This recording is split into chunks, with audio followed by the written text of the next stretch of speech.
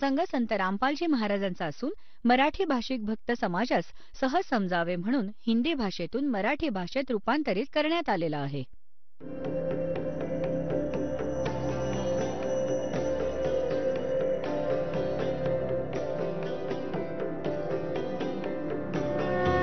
और ज्ञान सब ज्ञान डी कबीर ज्ञान सो ज्ञान और जैसे घोड़ा तोब कायम करता चले मैदान. जगद्गुरु तत्वदर्शी संत रामपालजी महाराजांचे अमृत वचन सर्व पवित्र धर्मांच्या व पवित्र शास्त्रांच्या आधारावर. पुण्यात्म्यांनो, हा परमात्म्याचा मार्ग आहे. त्यासाठी तुम्हाला ह्या गोष्टी ध्यानात ठेवाव्या लागतील, ज्या गोष्टी दास सांगत आहे. आता जसं कशाचा कोणी रोगी आहे आणि त्याचा ॲक्सिडेंट झाला कोणाचा आणि त्यामुळे ब्लड वाहत आहे, रक्त, आणि त्यातून पाय मोडलाय, त्याला वेदना होत आहेत खूप, तर डॉक्टर सगळ्यात आधी त्या जागी ऑपरेशन किंवा कोणत्या अन्य प्रकाराने उपचार करेल जिथून ब्लड येत आहे. जर त्याचं ब्लड वाहून गेलं तर त्याचा नाश, मृत्यू होईल. आणि तो ह्याकडे लक्ष देणार नाही की पाय मोडलाय, हा रडत आहे, ओरडत आहे की मला दुखतंय. डॉक्टर इलाज सुद्धा करत आहे आणि ह्याला वाटतंय की डॉक्टरचं लक्ष नाही काही, मी तर मेलो, माझा तर पाय मोडला. पण डॉक्टर वेडा नाही. डॉक्टर आधी हे बघत आहे की हे करणं गरजेचं आहे, हा पाय तर नंतरही जुळून येईल, त्यामुळे काही मरणार नाही हा. तर अशाच प्रकारे तुम्ही ज्यांनी दीक्षा घेतली आहे आणि ज्यांच्यावर असं संकट येणार असेल की तुमचा मृत्यू होणार असेल, तर आधी परमात्मा तो मृत्यू थांबवेल. बाकी सांसारिक सुख तर तुमच्या पुढे ढीग मांडून ठेवेल. तुमचं जीवन एक्सटेंड झालं तर तेव्हा ही गोष्ट तुम्ही लक्षात घ्या. ही काही बालकथा नाही आणि असं मनुष्य जीवन मिळणं हा चेष्टेचा विषय नाही. एक श्वास देखील मनुष्य जीवनाचा मिळणं तुम्हाला म्हणजे सोपी गोष्ट नाही. आणि हा तुम्हाला 100-100, 50-50 वर्ष एक्सटेंड करतो हा परमपिता, हा पूर्ण परमात्मा आहे. तर पुण्यात्म्यांनो, ह्या गोष्टी लक्षात ठेवा, ज्या दास तुम्हाला एक गाईडलाईन सांगतोय. तर अशा प्रकारे ज्यांना दिलासा नाही मिळत त्यांनी असा नका विचार करू की भगवानाचं ऑपरेशन चालू नाहीये. तुमची ती संकट निवारण्यासाठी परमात्मा त्याच दिवशी सक्रिय होतात ज्या दिवशी तुम्ही हे ज्ञान वाचून किंवा हे ज्ञान ऐकून हृदयातून म्हणतात की परमात्मा, आम्ही तुमचे झालो आहोत, तुमच्याशिवाय आता आम्हाला दुसरं काही दिसत नाही. आणि केव्हा बोलावणार? त्याच दिवसापासून परमात्मा तुम्हाला आपलं मानतो, कारण की हा आत्म्याचा साथी आहे. आत्मा ह्याचा अंश आहे. भले तो कोणत्याही धर्माचा असो, कोणत्याही पंथाचा असो किंवा कोणत्याही प्राण्याच्या शरीरातला असो, कुत्रा, गाढव, डुकराच्या शरीरातला. तर हा परमात्मा त्याच दिवसापासून तुम्हाला स्वीकारतो जेव्हा तुम्ही हृदयापासून हाक मारता. आणि ज्यावेळी नाम घेता तेव्हा तर गोष्टीत संपतात की तुमचा कोणता निवाडा नको व्हायला किंवा तुमची संकट दूर नको व्हायला. त्यासाठी हेच कारण ठरतं की परमात्मा आधी ते संकट टाळेल ज्यामुळे तुझ्या जीवाला धोका असेल. तुमचं जीवन एक्सटेंड करून मग हळूहळू तुमची सगळी कामं, आवश्यक कामं जी सगळी असतील सगळी मार्गी लावतील. बघा, हा भक्ती मार्ग आहे. जर तुम्ही इथे आलात बरवाला आश्रमात तर तुम्हाला सगळ्यात आधी हा उद्देश ठेवावा लागेल की मला मोक्ष हवाय. आणि जे म्हणतात की मी फॅक्टरी उघडेन, मी मंत्री बनेन, MLA बनेन, मला आशीर्वाद द्या गुरुजी. बघा, हे आशीर्वाद तुम्हाला इथे नाही मिळणार, कारण हे तर भगवानापासून दूर करतील तुम्हाला. आणि आम्ही असं विष नाही देऊ शकणार जे तुमच्या जीवनाची हानी करेल. डॉक्टर इतका अज्ञानी नसतो. याचं कारण असं आहे की जसं घर बंगले तुम्हाला दिलेही भगवानाने, तर तुम्ही परमात्म्यापासून खूप दूर व्हाल. आणि मग काय सांगतात? सर्व सोने की लंका थी वो रावण से रणधीरम, एक पलक में राज विराजी वो जम के पड़े जंजीरम. सगळी सोन्याची लंका बक्षीस दिली होती त्याला. सगळी लंका सोन्याची बनवून बसला होता.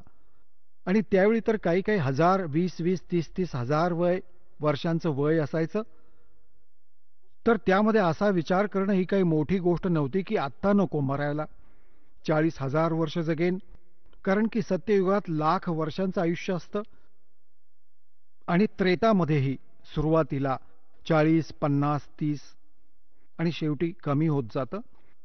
तर रावणाच्या मनात हा गैरसमज निर्माण झाला की आता नाही मरणार. थाटामाटात राजवाडा बांधला आहे, कित्येक मजल्यांचे महाल बांधले आहेत. अशी आजकाल 20-20, 30-30 मजल्यांची बांधतात घरं. तो तर शेकडो मजल्यांचे बांधून बसला होता, 200-200.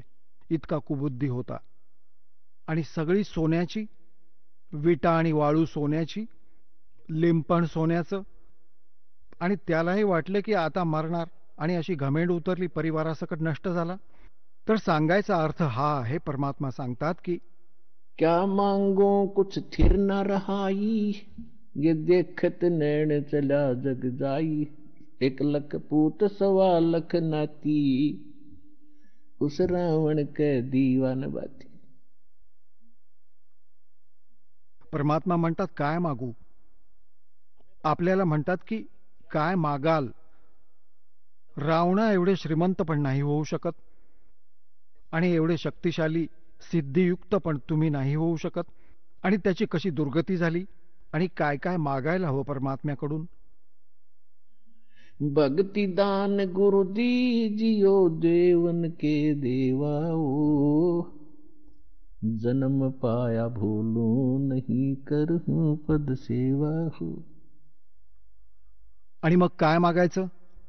साई इतना दीजियो जा मैं कुटुंब समाए, हम भी भूखे न रहे अतिथि न भूखो जाए.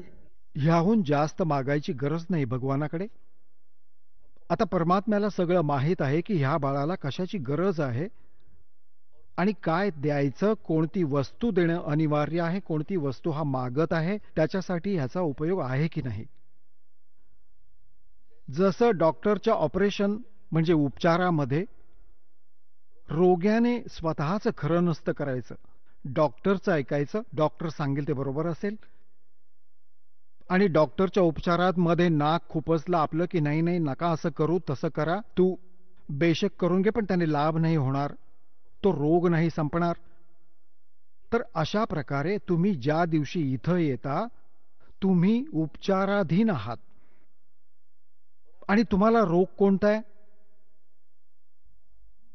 जग सारा रोग रे, जिन सतगुरु वेद न जाण्या, जग सारा रोग रे, जग सारा रोग रे, जिन सतगुरु वेद न जाण्या, जग सारा रोग रे.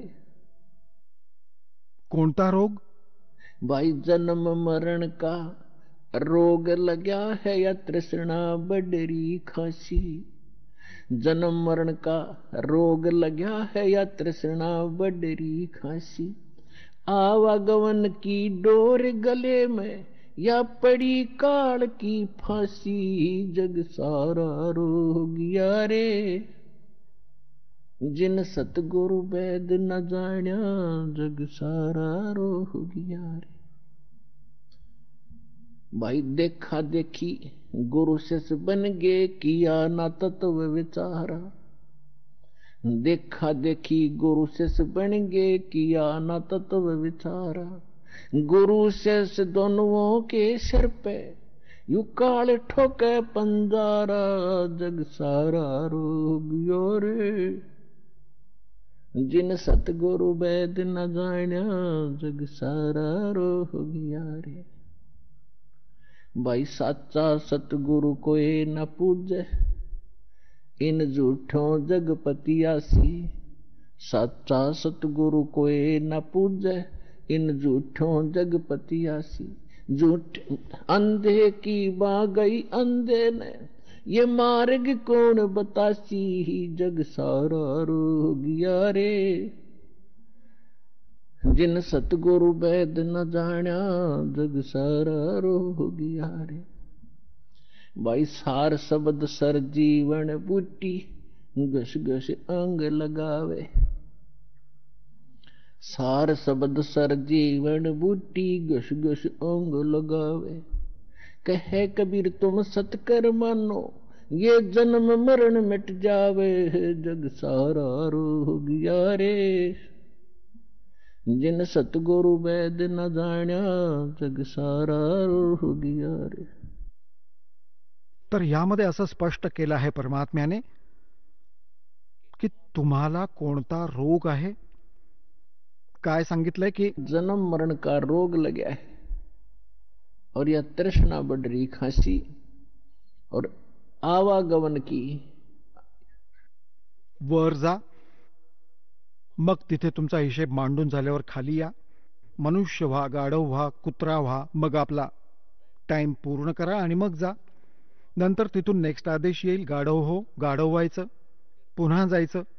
परत आदेश येईल, कुत्रा बन, कुत्रा व्हायचं, मनुष्य व्हायचं, देवता व्हायचं, राजा व्हायचं, मग गाढव व्हायचं.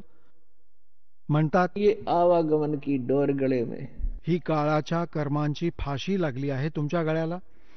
आणि ह्याला फक्त परमात्मा, पूर्ण ब्रह्म, सत्यपुरुष, कबीर परमेश्वरांशिवाय कोणताही असा भगवान नाही जो हा रोग संपवू शकेल. तर तो कापण्यासाठी परमात्म्याने एक विधी सांगून ठेवलाय. आणि तो विधी आतापर्यंत लपवून ठेवला होता, कारण की परमात्म्याचं आणि काळाचं एक प्रॉमिस झालं होतं, करार झाला होता. ह्या काळाने म्हटलं होतं की 3 युगांमध्ये, सत्ययुग, त्रेता, द्वापारमध्ये हे परमात्मा तुम्ही थोडेच जीव घेऊन जा आणि 4थ्या युगात, कलियुगात तुम्ही हवे तितके न्या. काळाला माहीत होतं की कलियुगात ह्यांची आधीची बॅटरी चांगली डाऊन होईल, पुण्यकर्म संपून जातील. सत्ययुग, त्रेता, द्वापार मधले, सत्ययुग, त्रेता, द्वापार मध्येही तुम्ही होता. आणि तो कोणता आत्मा आहे जो सत्ययुग, त्रेता, द्वापार मध्ये सत्ययुगातून सुरू होतो मानवी शरीर प्राप्त करून? ते आत्मे असतात जे कधी या कलियुगात ह्यावेळी जो आज तुम्हाला वेळ मिळाला आहे, हा मधल्या पिढीचा वेळ, म्हणजे मध्य वेळ आहे कलियुगाची, या सद्भक्तीची. पहिलं चरण जे होतं कलियुगाचं, परमात्मा सहज शरीर आले होते, सहज शरीर कबीर परमेश्वरजी गेले होते मगहरहून. आता ही मधली पिढी आहे जी आता सुरू झाली आहे. ह्यामध्ये कंप्लीट कोर्स आहे भक्तीचा आणि निसंशय आहे, काही डाऊट नाही, सर्व प्रमाणित आहे. आता जे भक्ती करतील ते पार होतील, जे मर्यादेत राहतील शेवटच्या श्वासापर्यंत ते तर सतलोकात निघून जातील. मग काय होईल? 1000 वर्षांनंतर ह्या भक्तीमध्ये बरेचसे असे नालायक काळाचे दूत शिरतील जे हळूहळू ही भक्ती खराब करायला सुरुवात करतील. आणि त्यावेळी ही सद्भक्ती जेवढा वेळ यांची करून झालेली आहे आणि त्यानंतर मार्गदिशा बदलली, त्यांच्यासोबत काय होईल की जसं पुण्यात्म्यांनो, एका श्वासाचा मंत्र या दासाकडून प्राप्त करून तुम्ही एक श्वास देखील या मंत्राचा घेतला सतनामाच्या, तसं तर पहिल्या मंत्रापासूनच तुमची बक्कळ कमाई सुरू होते, खूप जास्त होते. आणि जरी सतनामाचा मंत्र तुम्ही वर्ष, 2 वर्ष, 3 वर्ष, 4 वर्ष केला आणि सारनाम नाही जरी मिळालं तरीही तुमची प्रचंड कमाई होऊन जाते. आणि मग काळ काय करेल? कारण की तो तर तुम्हाला पुण्य देईल. त्याने वर हॉटेल्स बनवून ठेवली आहेत, स्वर्ग, महास्वर्ग. महास्वर्गात अजून जास्त टॅक्स घेतो तो तुमच्याकडून, तुमच्या पुण्यांमधून. कुठे 20%, कुठे 25%, कुठे 10%, असे त्याने टॅक्स लावले आहेत. आणि जो खर्च तुम्ही खाता तो वेगळाच आहे, तो तुमच्या कमाईतूनच होणार. तर तुम्हाला स्वर्ग, महास्वर्गात ठेवतो आणि तिथे तुमचे पुण्य तुमच्या बरोबर असतात. जेव्हा महास्वर्गात तुमची पुण्य संपतात तेव्हा स्वर्गात तुम्हाला घेऊन जातो.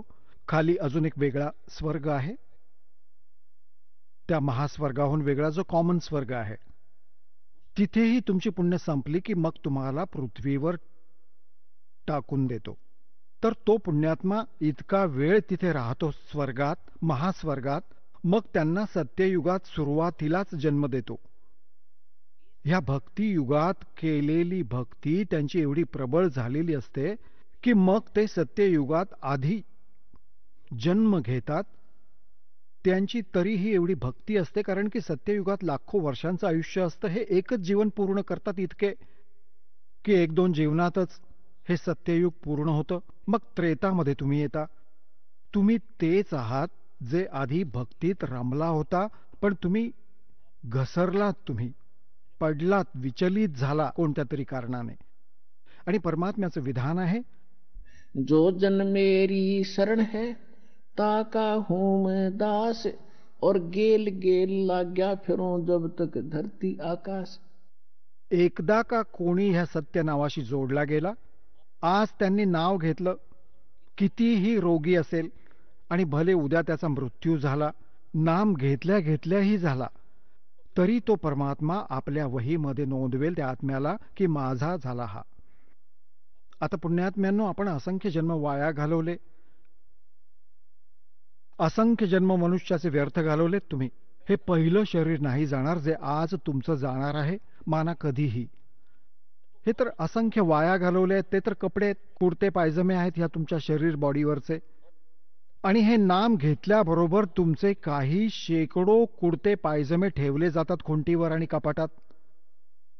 मनुष्य आज तुम्ही नाम घेतल्यावरच, मग भले पुढच्या क्षणी मृत्यू झाला, तसं तर असं काही नाही होणार. जे खऱ्या मनाने येतात त्यांना दिलासा मिळतोच, त्यांचं मनुष्य जीवन एक्सटेंड होतं, आयुष्य पण वाढवतो परमात्मा. एक उदाहरण म्हणून सांगतात की ज्यांनी अविश्वासानेही येऊन नाम घेतलं आहे, बघूया, एखाद्याच्या सांगण्यावरून येतात रोगी पुष्कळसे की बघूया एकदा जाऊन, तर मग त्यांना भगवान तसे त्याला एक्सटेंड नाही करणार. त्यांना माहीत आहे की मी ह्याला जीवनही दिलं, हा पुढे जाऊन तीच बकवास करेल. तेव्हा परमात्म्यामध्ये तर आपला आत्मा बघायचा असतो की ह्याचा उद्धार कसा काय होईल. तेव्हा नाम घेतात जरी त्याचा मृत्यू झाला तरी भगवानाच्या अकाउंटमध्ये आला आणि 10 महिन्यांनी परत त्याला जन्म देऊन परत बरवालामध्ये बोलावेल, तिथे सुरुवात होईल त्याच्या जीवनाची. तर इथे येणाऱ्या व्यक्तीची हानी अजिबात नाही. आणि पूर्णपणे ज्ञान ऐकून समर्पित होऊन याल तर तुमचा कॅन्सर काय, कॅन्सरचा बाप देखील बरा होईल. भगवान कशाला म्हणतात, वा रे वा.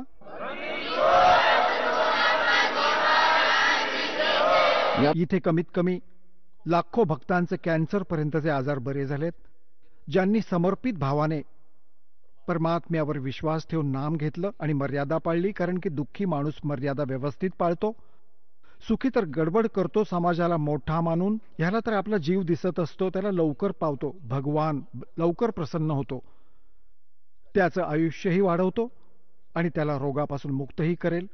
पण करेल आपल्या पद्धतीने, त्याचं वागणं बघून की पुढे अजून कोणती गडबड नाही करणार ना. हा तर सांगायचा भाव असा, आधी जो प्रसंग चालू होता तिकडे येऊ. तर परमात्म्याकडे जे आपण मागत असतो ते हेच मागायला हवं की साईं इतना दीजिए जा मैं कुटुंब सुमावे, हम भी भूखे ना रहें और अतिथि न भूखा जावे. तेव्हा इथे येणाऱ्या भक्तांपैकी जवळजवळ 80% जी लोक आहेत हे दुःखी येतात आणि त्यांच्यासाठी हे दुःख आता एक वरदान होईल, एक वरदान सिद्ध होईल त्यांच्यासाठी. तेव्हा तुमच्यासाठी एक प्रार्थना आहे की परमात्म्यावर विश्वास ठेवा आणि थोडा वेळ द्या भगवानाला.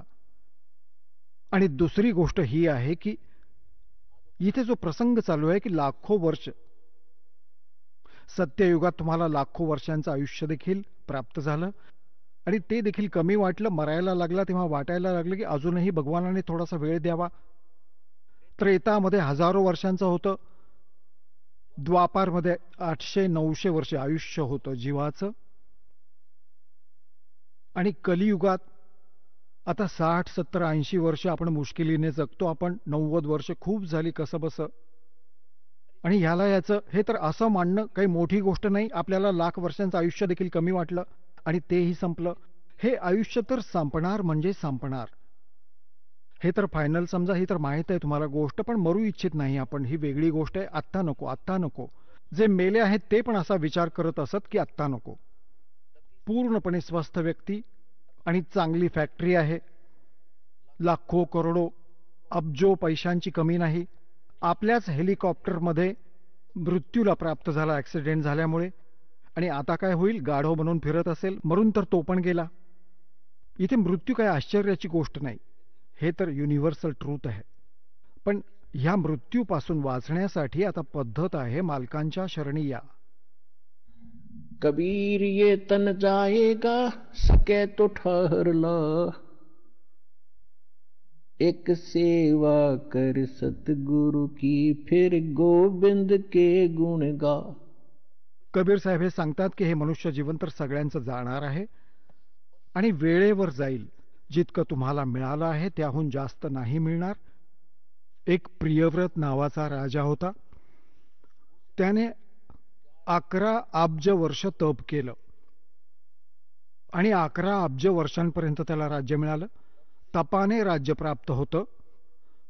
आता 11 अब्ज वर्ष राज्य केल्यावर तो मरायला लागला. 11 अब्ज वर्षांपर्यंत राज्य भोगून इतके थाट मानतो आपण राजाचे, मरायच्या वेळी जेव्हा यमाचे दूत त्याला न्यायला आले तेव्हा त्याने एकच विनंती केली की मला थोडे श्वास अजून द्या. सांगा, 11 अब्ज वर्षात तुझं पराक्रम केला नाहीस, तो तू थोड्या श्वासांमध्ये करशील? यमाचे दूत म्हणाले, खबरदार, तुला एकही श्वास अजून घ्यायचा आदेश नाही. आणि जेर बंद करून मान पकडून फरफटत नेलं त्या राजाला. आणि इथे परमात्मा काय सांगतात? जम जो राजा से डरे और मिट कर्म के लेख, अदली असल कबीर हैं ये कुल के सतगुरु एक. मासा घटे न तिल बधे, विद ना लिखे जो लेख, और सच्चा सतगुरु मेट करवाई ऊपर मार दे मेघ. काय सांगतात भगवान? की जा सतगुरु की मैं बलिहारी, जो मेटे जम तल बाणेनु. काय सांगितलं आहे भगवानाने आपल्या महिम्यात? की त्या सद्गुरूला शरण जा जो यमालाही नियंत्रित करतो, म्हणजे बोलवून घेतलेला यमाच्या दूतांकडून, यमराजकडून, ज्याला बोलावलं गेलं आहे आणि यमदूत न्यायला आले आहेत. सांगतात की ह्याला परत सोडून दे, पळून जा इथून, जा, हा नाही येणार, हे माझं बाळ आहे, तू ह्याच्या जवळ नाही येऊ शकत. म्हणजे त्याचं आयुष्य वाढवलं, कर्माची रेषा संपवली, मिटवली, तो अंत होता तो संपवून टाकला आणि तुमचं आयुष्य एक्सटेंड केलं, वाढवलं. आता तुम्ही लहान बाळ आहात, तुम्हाला माहित नाही की किती मौल्यवान आहे मनुष्य जीवन, एका श्वासाची काय किंमत आहे. कबीर साहेब सांगतात, कहता हूं कहीं जात हूं और कहूं बजा के ढोल, श्वास जो खाली जात है वही 3 लोक का मोल. मनुष्य जीवनाचा श्वास, केवढी किंमत आहे या श्वासाची, आणि आपण हा कसा वाया घालवत आहोत. आणि त्या श्वासाची प्रियव्रतने विनंती केली की, आणि भक्तही होता तो आधीच्या जीवनात, तर नाही मिळाला, एक श्वास सुद्धा नाही मिळाला. आणि इथे तुमचे एवढे श्वास वाढवेल की त्याची गिणतीच नाही होणार. तर एवढा समर्थ भगवान तुम्हाला मिळालाय.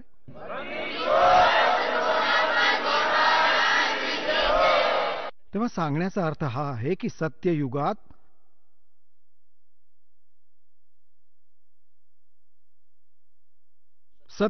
जे पुण्यात्मा तुमच्यातलेच मग काय आहे, पार झाले नसतील ते इथेच भटकत असतील.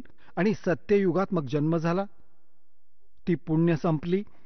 जितकी पुण्य संपतील त्याप्रमाणे वातावरण बदलत जाईल संसाराचं. सत्ययुगात काय होतं, एवढं दणकट शरीर असायचं, पृथ्वीवर फळं लगडलेली असायची आणि बाग बगीचे खूप बहरलेले, वनच वन, केळ्याची बन, आंब्याच्या राई म्हणजे द्राक्षांचे मळे असे असायचे. आणि हे जे अन्न आहे, गहू, ज्वारी, बाजरी, जसं गवत तुम्ही पाहिलं असेल तसं आपोआप उगवतं, आपोआप परिपक्व होतं, असं उभं राहायचं. कोणती कमतरता नव्हती. आणलं तोडून आणि पाखडून ठेवलं, मग शिजवून खा आणि भक्ती करा, काही कामच नव्हतं. मग हळूहळू ती पुण्य संपायला लागली, त्या सुविधाही कमी होत गेल्या. मग त्रेतामध्ये आले. त्रेतामध्ये तुम्हाला हजारो वर्षांचं आयुष्य जगायला मिळालं, ते सुद्धा कमीच वाटलं. कारण की मृत्यू ही चांगली गोष्ट, आणि इथे कंपल्सरी आहे. इथे तर चांगली वस्तू राहणारच नाही आणि आपण हीच डिमांड करतो की आम्हाला चांगली वस्तू मिळावी आणि कधीच संपू नये. आता मुलगा मुलगी झाले, आम्ही किती खुश झालो. अगदी बरोबर आहे. आणि आपण आपल्या मुलांबरोबर राहतो, किती छान वाटतं. यांच्यासाठी पूर्ण दिवस मजुरी करतो, मेहनत करतो, यांना सुखी ठेवू इच्छितो.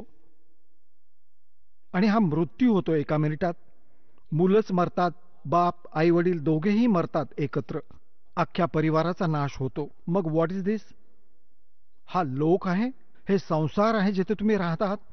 ठीक आहे, आतापर्यंत तुम्हाला माहीतच नव्हतं की ह्या व्यतिरिक्त सुद्धा कोणतं ठिकाण आहे. तर हे भगवानांनी येऊन सांगितलं आहे आणि आपले काही साक्षीदार देखील तयार केले. ते कोणतंही काम कच्चं नाही करत. आपले यांनी साक्षीदारही तयार केले, ज्या महापुरुषांना त्या ठिकाणी घेऊन गेले जे सुखमय ठिकाण आहे. गीता अध्याय नंबर 18 मधल्या श्लोक नंबर 62 मध्ये सांगितले की अर्जुन, तू सर्व भावाने त्या परमेश्वराला शरण जा.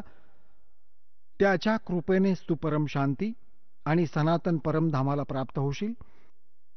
परम शांती तिथे असेल जिथे मृत्यू नाही. आणि जिथे मृत्यू असेल तिथे शांती कसली? आता भले पंतप्रधान बनत असू दे, बाप आणि मुलाला त्रास झाला किंवा ऍक्सिडेंट झाला, जेव्हा तो ऐकतो की ऍक्सिडेंट झालाय, काळीज असं होतं त्याचं. काय काय काय झालं? जेव्हा असं म्हटलं ना की तो वाचला, तेव्हा त्याला शांती मिळते. तर इथे काय जीवन आहे? इथे शांती आहे? आपल्याला वाटतं राजा सुखी, संपूर्ण पृथ्वीचा राजा हे महादुःखी आहे या लोकामध्ये. तर सुख कुठं आहे हे सांगितलंय भगवानाने की सतलोकामध्ये आहे. जिथे तुम्ही पूर्वी राहत होता ते सुख तुम्ही इथे शोधत आहात. ते साखरेच्या बाजारात सुख होतं, ते मिठाच्या बाजारात नाही असू शकत. त्या वाळवीला, त्या अळीला, त्या किड्याला ज्याला साखरेच्या पोत्यातून उचलून आणि कोणी उचलून मिठाच्या पोत्यात बाजारात ठेवलं तर तिथे सगळं सारखंच आहे, परंतु कलर सारखा आहे. तर हा काळ जो आहे तो भगवान जरूर म्हणवला जातो, पण तो भगवान नाही, हा सुख देणारा नाही. तर त्या सतलोकाची आणि इथली रचना एकसारखी आहे. असाच मनुष्य तिथे आहे, अशी सृष्टी हुबेहूब तिथे आहे. तुम्ही आधी तिथे राहत होता, मुंगीपासून हत्तीपर्यंत कितीतरी असंख्य प्राणी आहेत. तो इतका मोठा लोक आहे आणि तुमच्या एका परिवारासाठी तिथे इतक्या जागा आहेत, इतक्या अशा सदाबहार बागा तुमच्या अंगणात लागलेल्या असतात. मोठे मोठे महाल आहेत तेजपुंजाने बनलेले. जशी इथे माती आहे 5 तत्वांनी बनलेलं आहे सगळं काही. झाडं ही झुडपं ही तिथे एका तत्वाने बनलेले आहे, तेज तत्वाने. आणि ते सोडून इथे आलात तुम्ही. इथे शोधता आहात ते सुख की काम नको करायला आणि सुख पुष्कळ असावं, बसल्या बसल्या सगळं मिळावं. हे तर तिकडे मिळेल. तर याची नक्कल काळाने करून ठेवली आहे स्वर्ग आणि महास्वर्ग. आता तिथे तुम्हाला बसल्या जागी सगळं मिळेल स्वर्गात महास्वर्गात, पण कमाई तुमची संपत आहे. आणि तिथे कमाई मुळीच नाही संपत, कारण तुम्ही तुमच्या बापाच्या घरी असता. बापाच्या घरी काही भाडं थोडंच द्यावं लागतं. तो परमपिता आहे आपला. तर इथे स्वर्गात जेव्हा कमाई संपेल, मग पुन्हा ढकलून देईल पृथ्वीवर रिकामं करून, तुम्हाला पिळून, तुमची पुण्य संपवून इथे टाकून देतो. आणि तिथे कधी पुण्य संपतच नाहीत. जो प्राणी तिथे जाईल तो पुण्याने इतका परिपूर्ण परत होईल या सद्भक्तीने. आणि मग आपल्या भगवानांच्या, आपल्या पित्याच्या घरी जाऊ, मग तिथे समस्याच संपतील. तर हे सांगायचा भाव हा आहे की या लोकाची तुम्ही इच्छा कमी करा. इथल्या सुविधांकडेही डोळे झाक करा थोडी. जसजसं ज्ञान तुम्हाला होत जाईल तसतसं ह्याच्या विरुद्ध बाजूला जाल आणि तेव्हाच त्या परमात्म्याच्या जवळ पोहोचाल. जर तुम्ही इथल्याच कार घरांचीच डिमांड करत राहिला भगवानापुढे, तर तुमचं मूळ काम मग राहून जाईल. परमात्मा तुम्हाला त्या वस्तू नक्कीच देईल ज्या कलियुगात आवश्यक आहेत. कलियुगात काय गरजेचं आहे?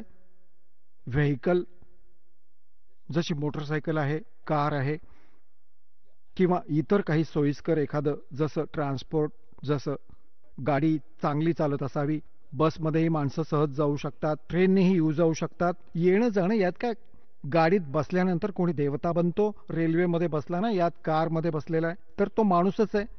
तर जो भक्ती नाही करत, तो अगदी हेलिकॉप्टर घेत असू दे, तो तर दगड आहे आणि भगवानासाठी युजलेस आहे.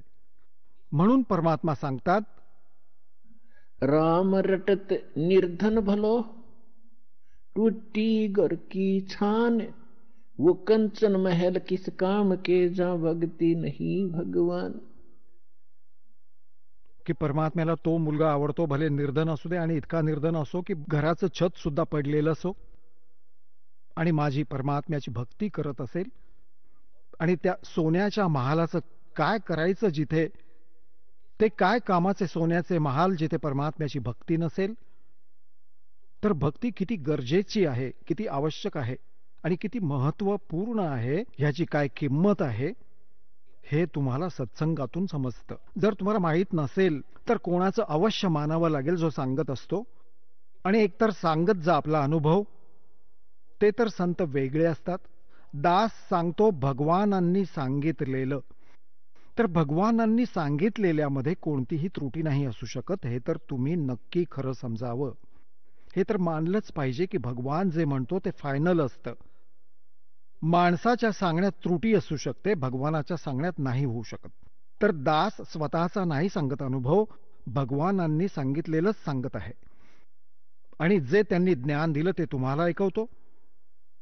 आणि ज्या महापुरुषांना भगवान तिकडे घेऊन गेले आणि पुन्हा इथे सोडलं, त्यांनी जे ज्ञान दिलं आहे ते तुमच्यासमोर मांडतोय की त्यांनीच असंच म्हटलंय आणि परमात्म्याने स्वतः येऊन हेच सांगितलंय. तर मग हे निसंशयपणे वाटलं पाहिजे तुम्हाला की दास जे सांगत आहे ते फायनल आहे, ते खरं आहे.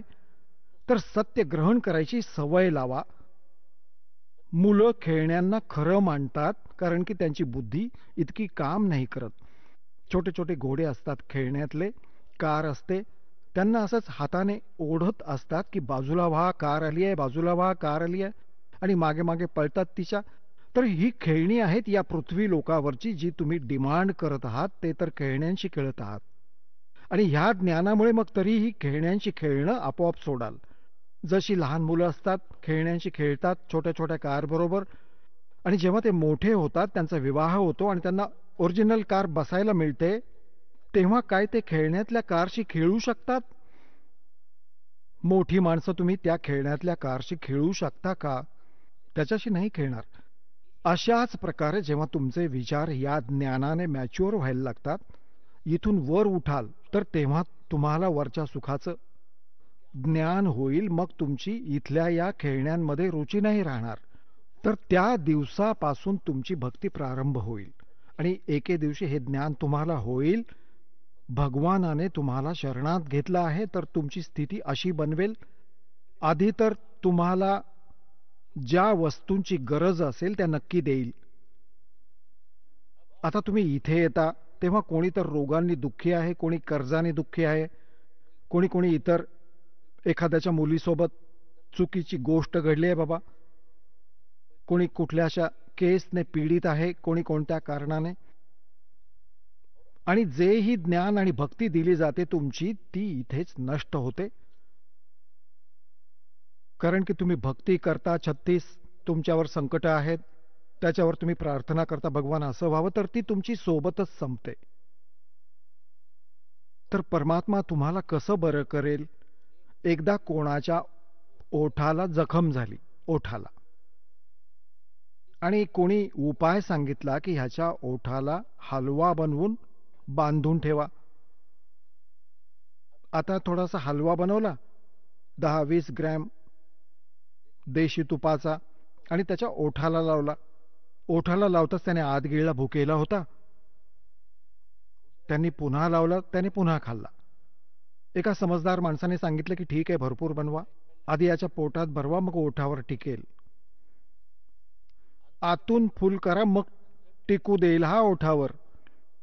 तर आधी हा परमात्मा आधी तुम्हाला आत भरवेल आणि तेव्हा ह्या औषधाला ओठावर टिकू द्याल तुम्ही. तेव्हाच तुम्ही वर चालायचा विचार कराल.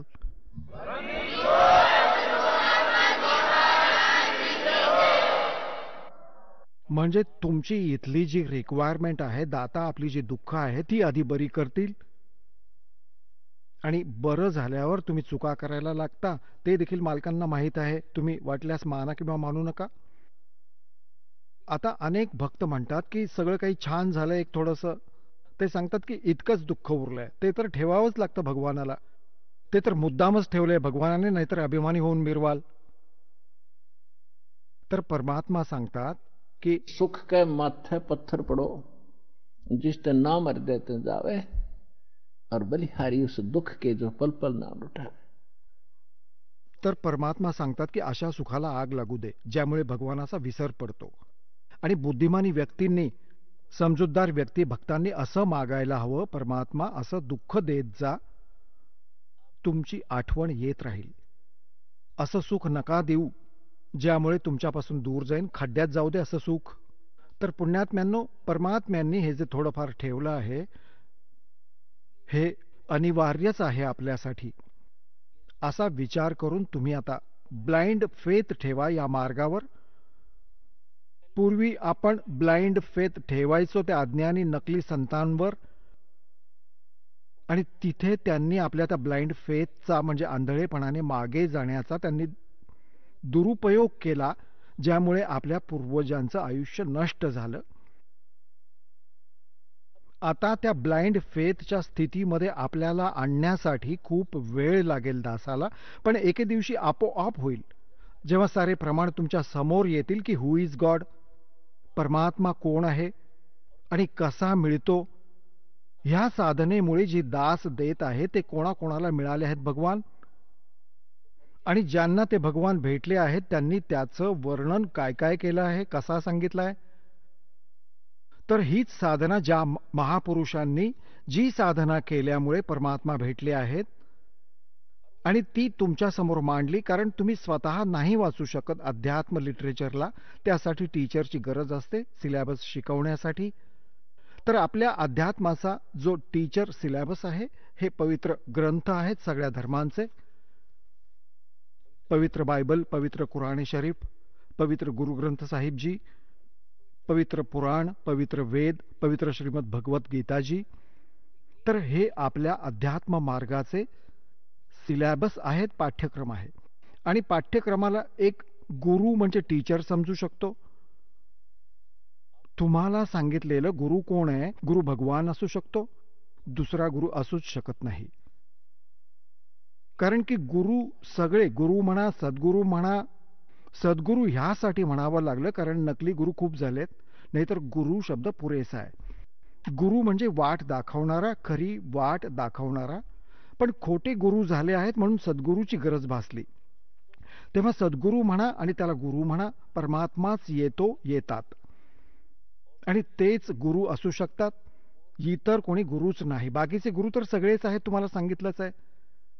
एखाद्याने केस कापायला शिकवले तो त्याचा गुरु झाला. हे छोटे मोठे शाळेतले शिक्षक, एखाद्याने अक्षर ओळख करून दिली तो त्याचा गुरु झाला. हे गुरु वेगळे आहेत. अध्यात्म मार्गातल्या गुरुचा सत्संगात रोल असतो.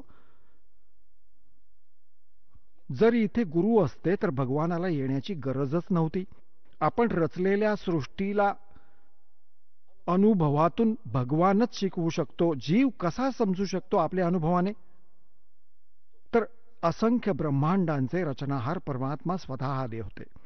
तुम्ही सृष्टीची रचना जेव्हा बघता, दासाने खूप वेळा तुम्हाला सांगितली आहे, त्याची कॅसेट, सीडी, डीव्हीडी बनवली आहे, भक्तांनी पुस्तकही लिहिलंय. तर सृष्टी रचनेविषयी ब्रह्माजींना विचारत आहेत नारदजी, नारदजींना विचारत आहेत व्यासजी, आणि ब्रह्माजी म्हणतात की अहो मला माहित नाही, मी तर कमळाच्या फुलावर बसलो होतो, माझा कुठून जन्म झाला सांगा. आता गीता ज्ञानदाता मग ब्रह्मा विष्णू महेश यांचा पिता आहे. हा सांगतो गीता अध्याय नंबर 10 श्लोक नंबर 2 मध्ये की माझी उत्पत्ती ना ह्या देवता जाणतात ना हे ऋषीगण जाणतात, कारण की हे तर माझ्यापासून उत्पन्न झाले. तर पित्याच्या उत्पत्तीबद्दल, डेट ऑफ बर्थ विषयी मुलं कशी सांगू शकतील? ते तर आजोबा सांगतील. ते आजोबा सांगतील त्या पित्याची जन्मतिथी, आणि जिवंत असेल तर नातू नातीची जन्मतिथी हे आजोबा तर कंप्लीट सांगू शकतात सगळ्यांची. तर अशाच प्रकारे हे ब्रह्मा विष्णू महेश हे काळापासून उत्पन्न झालेत, हे नाही समजू शकत. ते आपल्या बापाची उत्पत्ती नाही माहीत, हे तर ब्रह्मची विशेष म्हणजे काळाची. आणि तो परमपिता परमात्मा जो सगळ्यांचा पिता आहे, सगळ्यांचा आजोबा आहे, सगळ्यांचा रचनाहार आहे, कबीर भगवान, त्यांनी येऊन ह्या सगळ्यांची डेट ऑफ बर्थ सांगितलेली आहे. यांची उत्पत्ती सांगितली, इन्क्लुडिंग क्षरपुरुष, अक्षर पुरुष आणि ब्रह्मा विष्णू महेश पर्यंतची आणि सगळ्यांचीच. आता सांगण्याचा भाव हा आहे की ह्या ब्रह्मांडामध्ये ब्रह्माजी सर्वात पहिले गुरु मानले जातात आणि ब्रह्माजींपासून ज्ञान मिळालं विष्णू आणि शंकरजींना. त्यानंतर सगळे ऋषी महर्षी दक्ष वगैरे ऋषींना मिळालं, ते ज्ञान आमच्यापर्यंत आलं. तर ब्रह्माजी स्वतःच म्हणतात की मला काय माहित मी कुठून जन्माला आलो, मी तर कमळाच्या फुलावर बसलेलं पाहिलं स्वतःला. तर हे गुरु आहेत पण खरे सद्गुरू नाहीत, इनकम्प्लीट गुरु आहेत. तेव्हा हे भगवान नाहीत. अगदी अशाच प्रकारे त्या पूर्ण परमात्म्याने येऊन सगळा मार्ग सांगितला आणि तेच परमात्मा आहेत आणि तेच गुरुच्या रूपात आले. तर इथून त्या गुरूंचा रोल सुरू होतो. आता ते गुरु स्वतः आलेत परमात्मा आणि मग त्यांनी 600 वर्षांपूर्वी आपल्या प्रिय आत्मा धर्मदासजींना सांगितलं होतं की ज्यावेळी कलियुगाला 5500 वर्ष होतील त्यावेळी परमात्मा म्हणाले होते की चौथा युग जब कलयुग आई तब हम अपना अंश पठाए और काल फंद छूटे नरलोई सकल सृष्टि परवानिक होई. कलयुग बीते 5500 पाचा जब यो मेरा वचन होगा साचा. परमात्मा म्हणाले होते धर्मदासजींना की मी ह्या काळाला सांगितलं होतं की जेव्हा कलियुग येईल, चौथं युग, तेव्हा मी माझा अंश पाठवेन आणि त्यावेळी सबंध पृथ्वी संपूर्ण विश्व नाम घेईल, मंत्र दीक्षा घेईल आणि धर्मदास सर्वांचा मोक्ष होईल. तर धर्मदासजींना ही गोष्ट समजत नव्हती, कारण कबीर भगवान जेव्हा आले होते 600 वर्षांपूर्वी तेव्हा त्यांना इतका विरोध होता, कोणी म्हणणं ऐकायला तयार नव्हतं. त्यांच्या नावाचाही तिरस्कार करायचे लोक, कारण की मुल्ला आणि काझींनी आणि हिंदूंच्या पंडितांनी, ऋषी महर्षी मंडलेश्वरांनी भगवानाला इतकं बदनाम केलेलं होतं की हा खोटारडा आहे, कपटी आहे, हा वेदशास्त्रांना जाणत नाही, हा नुसती फालतू बकवास करत आहे, ब्रह्मा विष्णू महेश यांचा अनादर करत आहे, ह्याचं म्हणणं नका ऐकू. आणि त्यावेळी परमात्मा असं सांगतात की सबंध पृथ्वीवर माझं ज्ञान असेल आणि तेही याच कलियुगात. आजपासून 5500 वर्ष पूर्ण झाल्यावर जेव्हा 49 वर्षच संपली होती कलियुगाची. आणि हे सुद्धा भगवान सांगत होते की कलियुगात, येणाऱ्या कलियुगात इतके दुष्कर्मी प्राणी होतील की त्यांचा काही ठिकाणाच नाही राहणार, हा काळ असं करेल. तेव्हा त्यावेळी त्यांना ही गोष्ट पटत नव्हती धर्मदासजींना, कारण की ते तर अंतर्यामी होते. परमात्मा ओळखलं की भक्त वरवर हो म्हणतोय पण आतून मानत नाही. तेव्हा परमात्म्याने सांगितलं की हे जे मी सांगत आहे की पूर्ण विश्व नाम घेईल, हे वचन माझं त्यावेळी खरं ठरेल जेव्हा 5505 वर्ष होतील कलियुगाला. 1997 मध्ये कलियुगाला 5505 पूर्ण होतील. 1997 मध्ये परमात्मा ह्या दासाला पुन्हा भेटले होते आणि 1994 पासून दास ह्याचा प्रचार करत आहे. तेव्हापर्यंत सतनाम सारनाम दिलं जात नव्हतं, एखाद दुसऱ्या भक्ताला मी देत होतो. त्यानंतर परमात्म्याने सांगितलं की निसंशय आता उघडून टाक, ह्या पेटाऱ्याला उघडून टाक आणि सुरू कर. आता आली आहे ती वेळ ज्याच्यासाठी आम्ही एवढे प्रयत्न करत होतो, कसंही करून हे ज्ञान, हे नाम, ही भक्ती सुरक्षित राहू शकेल. आणि आता उधळण कर माझ्या लेकरांवर. तर मग ही त्या 5505 वर्षांची वेळ आली आहे. तर सांगण्याचा भाव हा आहे की जेव्हा त्याने परमात्मा धर्मदासजींना त्यावेळी सांगत आहेत की काळाने म्हटलं होतं की 12 पंथ करू मैं साजा, नाम तुम्हारा ले करू आवाजा. आणि या 12 पंथांमध्ये 12वा पंथ चालवेन, 12 पंथ, आणि 12ही पंथांमध्ये जे नाम घेतील ते माझ्याच मुखात येतील. और अनेक पंथ चलाऊं या विध जीवों को भरमाऊं, जाओ जोग जीत संसारा, जीवन मान कहा तुम्हारा.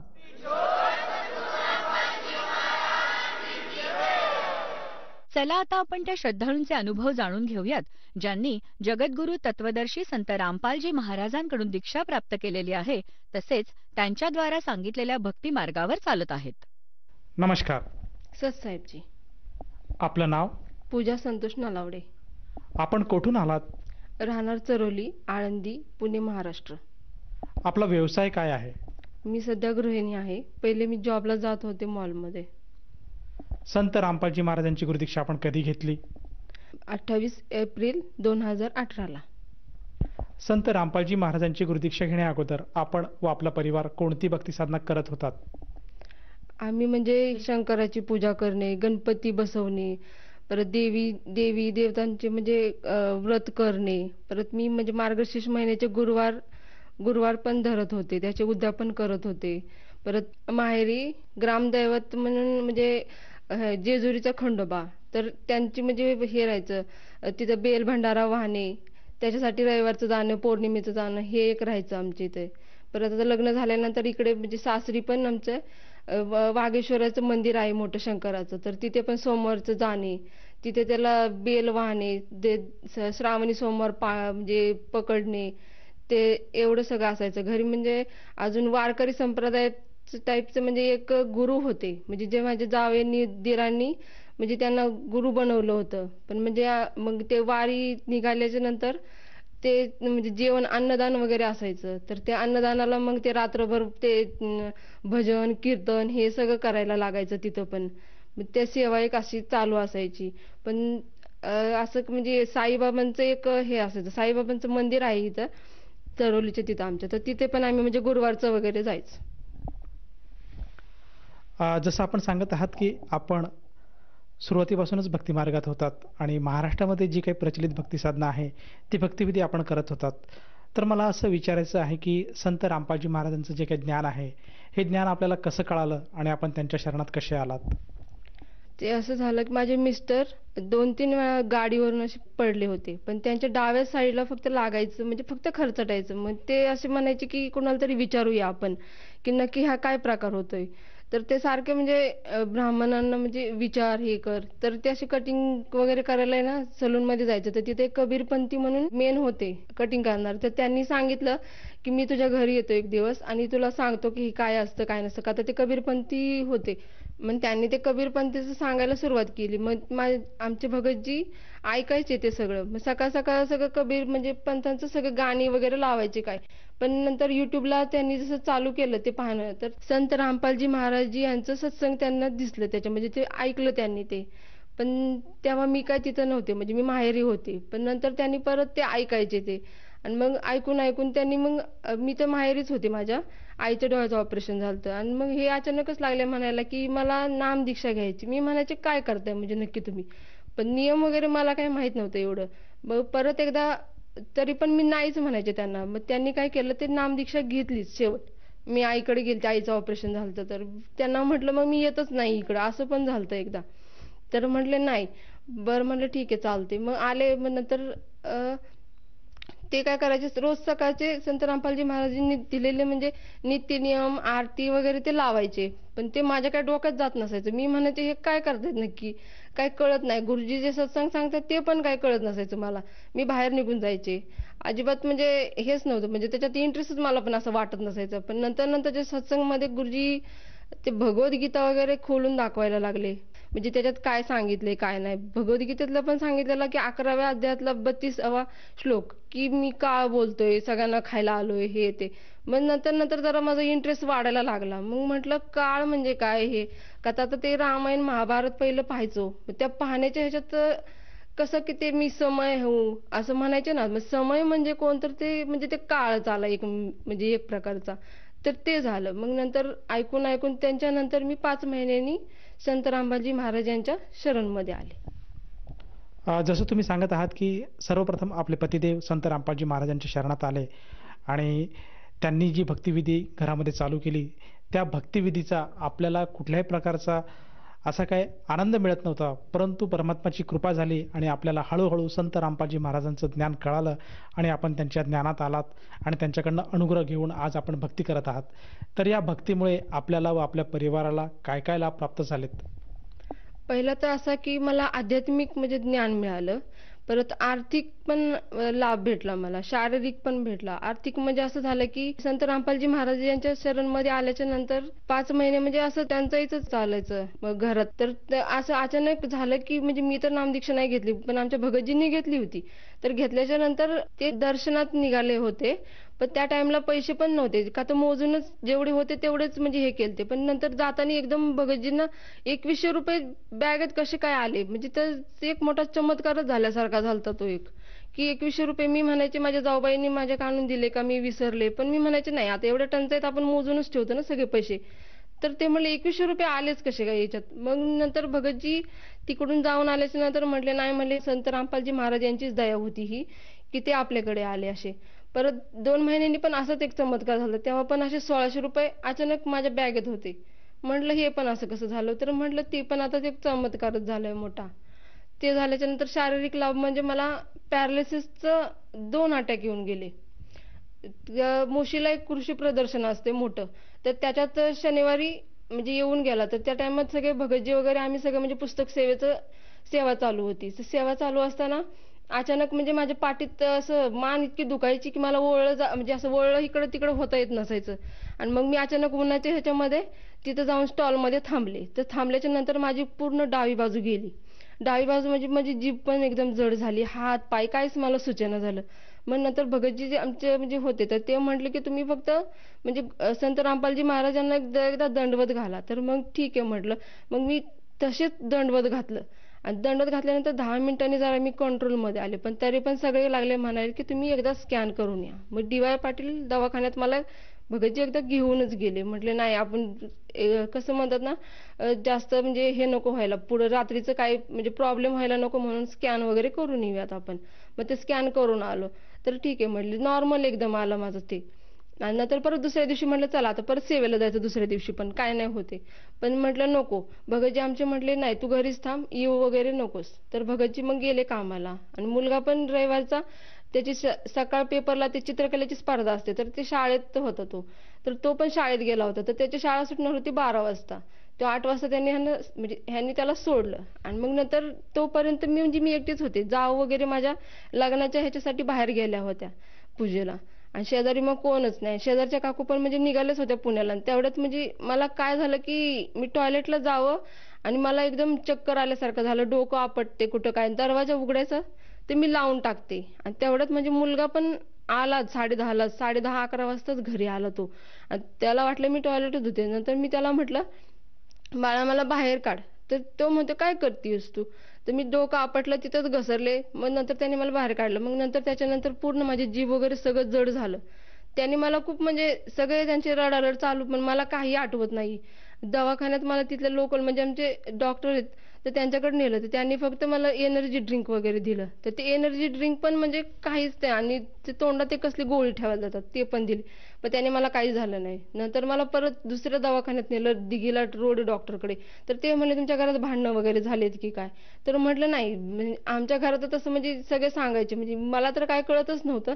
पण बाकीचे सगळे सांगत होते रडून हे करून की यांना तर म्हणजे ह्यांच्या घरी सगळी शांतताच असते, ह्यांच्या घरी तसलं तर काय प्रकार नाही, मानसिक काय त्रास वगैरे आहे का किंवा काय.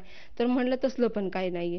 मग तिथं पण त्यांना काय कळलं नाही त्या डॉक्टरांना. मग तिथून मग काय केलं, मिस्टरांना कॉल करून करून पण मिस्टर काय फोन उचलत नव्हते. मग नंतर अचानक उचलला आणि मग नंतर त्यांनी मेडिक्लेमचं विश्रांतवाडीत केदारनाथ हॉस्पिटल तिथं मला घेऊन गेले.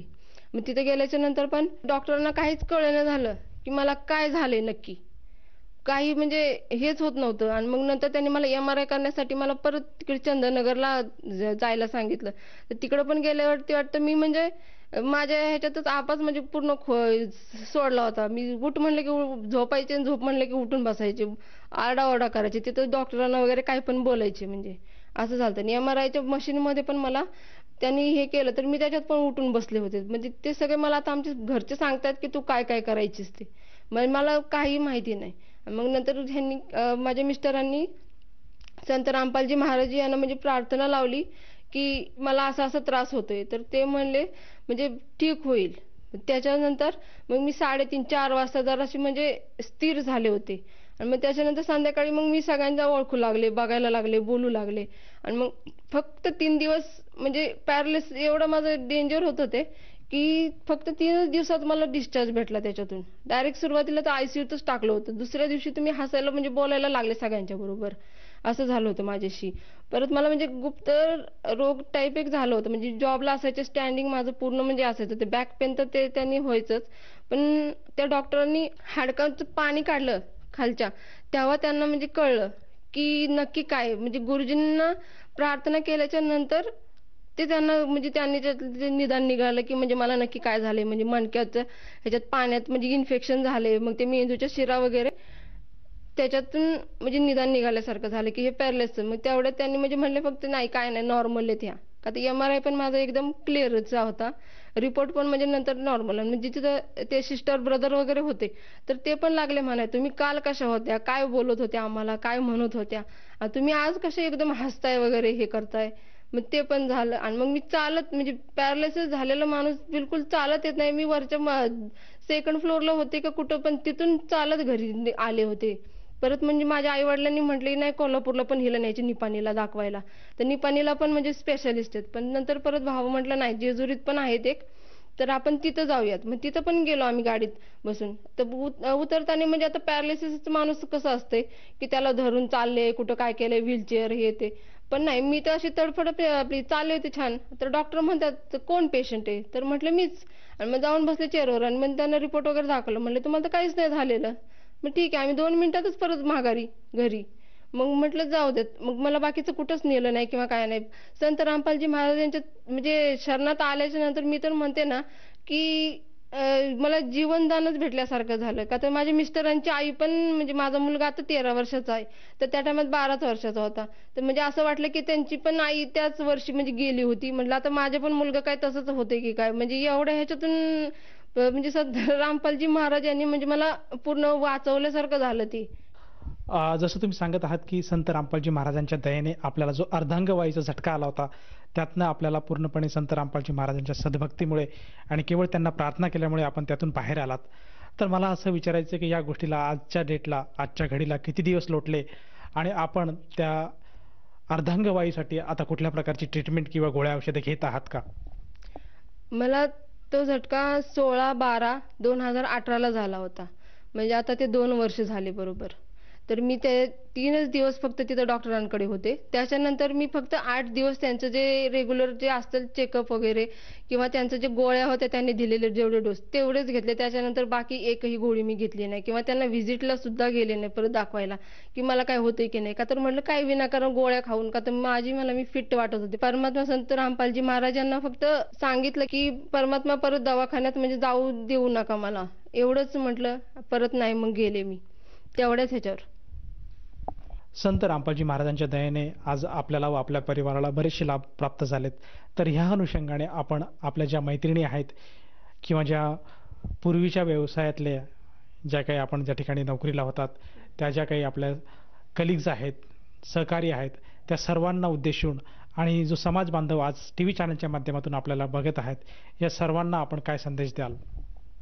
मी सर्वांना संदेश तर नाही म्हणजे एक प्रार्थना करू शकते की ज्ञान तुम्ही म्हणजे पुस्तकातून ते वाचा, सद्ग्रंथ खोला, सद्ग्रंथात काय लिहिले ते पहा आणि यानुसार म्हणजे संत रामपालजी महाराज यांच्या शरणमध्ये या.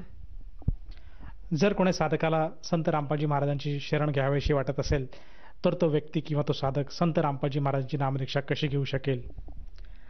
TV चॅनलवरती खूप म्हणजे असे सत्संग आता चालू आहे. तर सत्संग चालू असताना जी स्क्रीनवरती नंबर फ्लॅश होतात तर त्याच्यानुसार तुम्ही म्हणजे पुस्तक पण मागवू शकता आणि त्याच्यानुसार तुम्ही नामदीक्षा पण घेऊ शकता आणि ते पण फ्री ऑफ कॉस्ट.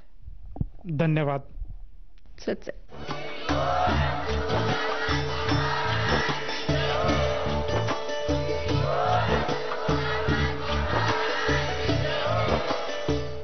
आपण ऐकत होता जगद्गुरु तत्वदर्शी संत रामपालजी महाराजांचे मंगल प्रवचन.